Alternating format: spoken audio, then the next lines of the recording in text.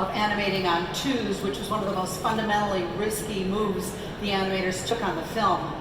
Again, it's a scary leap of faith, but required when we're entering into the process of creating something that hasn't been done before. To help illustrate what went into this, here's a breakdown of the exploration and experimentation that the animation team engaged in to protect the animation style, to perfect the style. In this example, animation is done on twos, meaning the character's pose changes every 2 frames or 12 times per second as opposed to the 24 frames. The camera move is also on twos, but the result is a camera move that's choppy and distracting.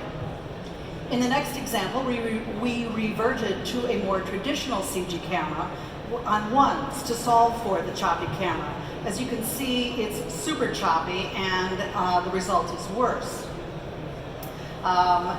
So what we ultimately did is try splining the animation, which means that we animated both the camera and animation on ones, but it looked like the traditional CG animation you see today.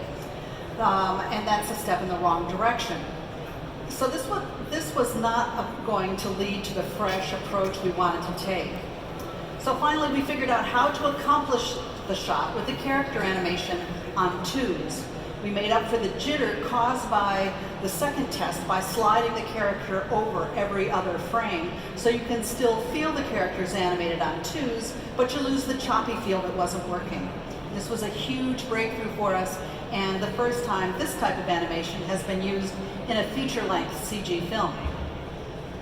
Here what's inspiring is the idea of taking something old or existing and making it new by way of smart and modern reinterpretation.